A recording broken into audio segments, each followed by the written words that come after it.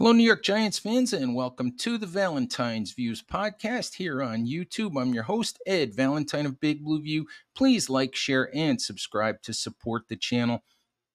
Your Giants are off on Monday, second day off after their second preseason game against the Houston Texans. Giants will practice Tuesday, Wednesday, and Thursday, their final practices of the preseason, including Wednesday's joint practice in Florham Park against the New York Jets. Please follow Big Blue View for all of our coverage of that, all of our coverage of the final preseason game, and everything else leading up to the September 8th season opener against the Minnesota Vikings. All right, had an opportunity on Monday to speak with former Giants great Justin Tuck.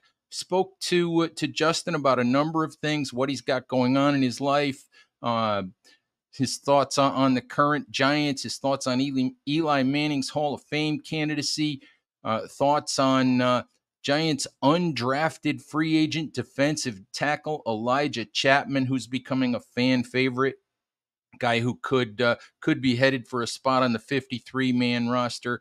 So without further ado, let's get to that interview with Justin Tuck.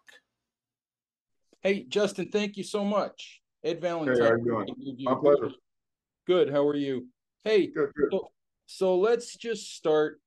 Tell me about the soccer clinic. Tell me about Real Madrid. Tell me about all of that, what you did with them and what was cool about it. Yeah, listen, it's funny. I've been retired from football for 7 years now. I got the opportunity to come out of retirement and work with the Real Madrid coaches and kind of test myself as far as like on the other football as we play soccer with some phenomenal people. And it was just funny. All that competitiveness came back out as we were going through drills and going through some things that maybe my old knees shouldn't be doing, but it was good to do. And I had a lot of fun. And then had the opportunity to kind of figure out and see how my body responds to Ensure Max Protein. 30 grams of protein, which I absolutely needed after some of the competitions we had. But it was a fun day with some fun people. And again, getting an opportunity to be a part of what Ensure Max Protein is doing was tremendous. So it was something I got exposed to that I hadn't been exposed to before. So how are your soccer skills? Listen, my wife played soccer all throughout her college and high school years. She's the soccer person in the family. Now I got two boys who play MLS Next soccer as well. So I always tell people I am slowly becoming the worst athlete in our family. So I guess that answers the question. I was better at hitting people and not really kicking a soccer ball around. I'm curious, before we actually talk about football and all that, you mentioned it. You've been retired for 7 years, and you because of your career and because of your name recognition, you've got a platform.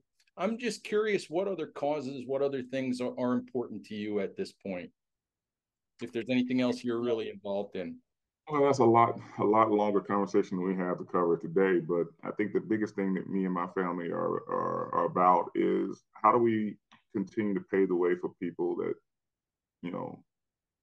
have similar backgrounds as us. What I mean by that is I grew up in a small town. I didn't get exposed to a lot of different things. So obviously football was very helpful to exposing me to all those things. Now it's kind of like, how do I use that platform to expose a lot of our youth to things in which they wouldn't normally get exposed to?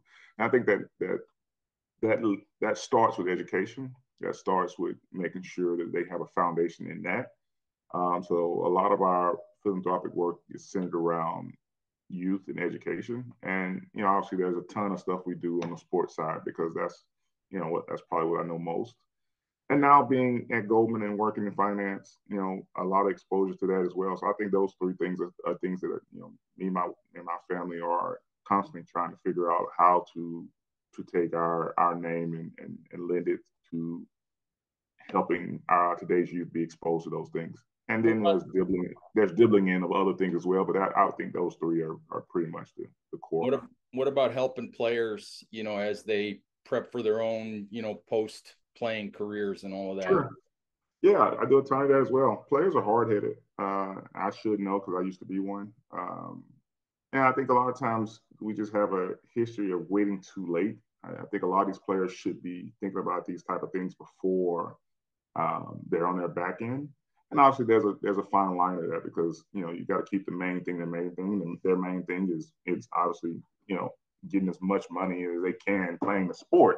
But the NFL stands for not for long, and that's one thing I tell these younger guys that we get the opportunity to work with is start thinking about, start positioning yourself for it. That doesn't mean that you're taking away from the football and the training and so on and so. But when you're hot, when you're one of these main guys in the league, everybody wants to meet you. And I'm not saying that you have to know exactly what you want to do when you retire, but you should have some thinking around the sectors in which you want to be exposed to and start to meet people who can really help you. Because I just don't believe in reinventing the wheel. I think there's so many people who've done things that's very similar to anything that you want to do. So why not try to connect with those people now and start to learn a little bit about it before you're kind of, thinking about leaving the league.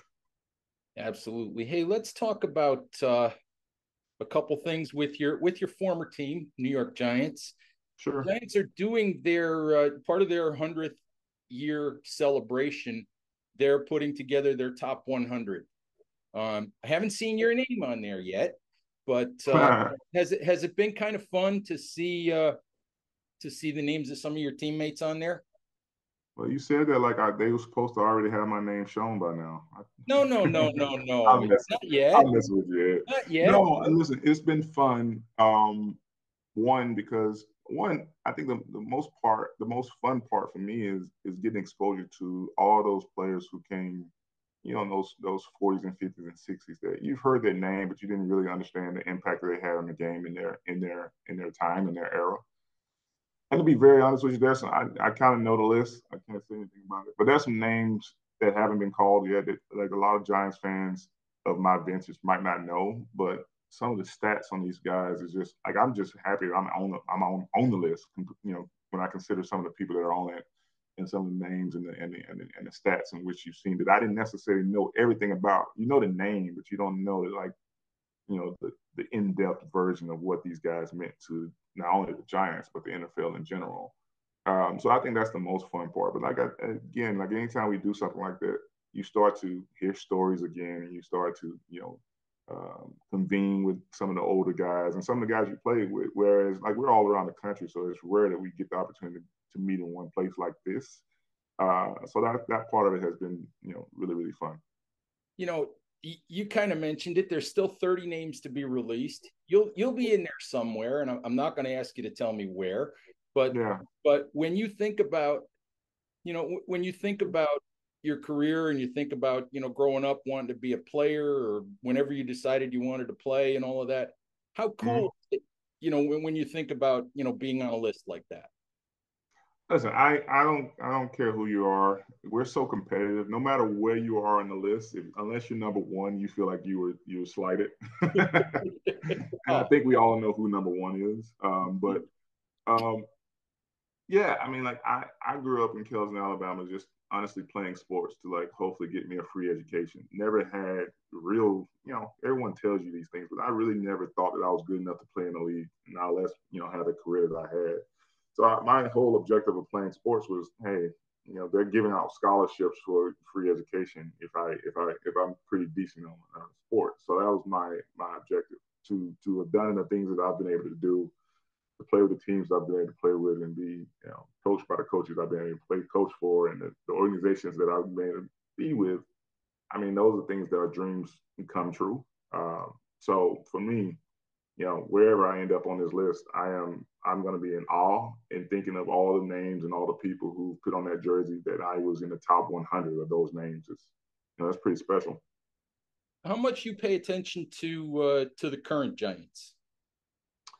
A little bit. I my day job keeps me pretty busy, and I look at the games or look at stay up to breast just enough to say that I can have a conversation, but I dive deeper once the season starts.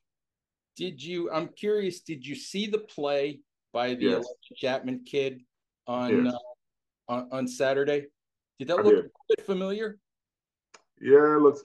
I think mine was more impressive, but that guy was moving. Chapman, that was very impressive. I don't know how big he is, but he's bigger than I am. And to I mean, like it's just funny. I talk to some of these young kids about effort and how no matter how great you are, no matter what your talent is, you can make teams and you can do so much more if you just give effort. And that's what that was. That was just pure effort.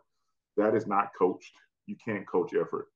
And I don't know. Again, I don't know if he'll make the Giants team or not. That ain't my position, but he's going to make somebody's team because he's looking. He's been seen by 32 other teams, and everybody wants a player like that, and he'll find a place in this league if he keeps playing like that. So like to see that in a preseason game, guy going out there and just busting his butt. That's something that every coach wants on their team. And again, it just shows to the talent of these guys. These guys, the NFL and every sport for that matter, these guys are just getting bigger, faster, stronger. Um, there's no reason why a guy 300 pounds should be running down a running back like that. But we see it often, and it's good to see. As a defensive guy, I love seeing things like that. And tell me what you think about when you look at Dexter Lawrence. If I was an old lineman, I might call out sick if I had to play against that guy. I've had the opportunity to be around him in street clothes and I haven't seen a door that he walks through or a regular sized door that he walks through that he doesn't have to turn sideways. He's a massive human being, and not only that, not only I think a lot of people when they first see him and see some of the plays, they think, oh, he's just a power guy, but he's elusive. He has great feet, great hands. And more than that, I think he's turned into a phenomenal leader, a guy who really the locker room loves. So with the combination of how well he plays the game and how well people love him and just the leadership that he's coming, I think he's going to end up being another special defensive guy that will go down whenever they do these top 100s again. I think he'll be on that list. Hey, last thing I've got for you. Your quarterback, Eli Manning, eligible for the Hall of Fame for the first time, this coming year. Yep. And there's of course all sorts of debate about whether he's a first ballot Hall of Fame guy. Some people want to debate whether he's a Hall of Famer at all. Just give me your pitch. Listen, I don't need to pitch, and his career pitched for him. What I will say is, not only is he a Hall of Fame player, he's a Hall of Fame person, and that's what I think about. I think about that more than that. And I know the Hall of Fame has its criteria, but my pitch for them is like, what better person are you going to have? Just a stand-up guy that has done all the things the right way. Obviously, winning 2 Super Bowls, 2 Super Bowl MVPs, the stats and so on and so forth speak for themselves. But in addition to that, just the champion that he has been for this game, in addition to all the other things he did on the field, in addition to what he's done for um, the community in which he lives in. I just don't. I'm okay with the argument of is he a first ballot Hall of Famer? That argument, you can have that argument, and it ain't my place to make that decision. But those people saying is he a Hall of Famer? I think that's ridiculous. I think that answer is a resounding yes. And I honestly think he's a first ballot Hall of Famer, but I'm okay with the argument and debate around first ballot. I just am not okay with the argument and debate around if is he a Hall of Famer. He's definitely a Hall of Famer. Quick thought on Coach Coughlin before I let you go. Sure. Mm-hmm. Just what's your first thought when you think about Coach? Leader. I think in that position, right? It's funny because I think about this as a captain of teams, how your job is to get 53 alpha males to pull the rope in the same direction. He was the best at doing that. And I mean, if you were in our locker room, you would know how painstaking that is to figure out how to get, Michael Strahan, Eli Manning, Plaxico Burress, Jeremy Shockey, Justin Tuck, Antonio Pierce, and the like. All of us pulling the rope the same direction. We all are alpha males with our own thoughts around how things should be done.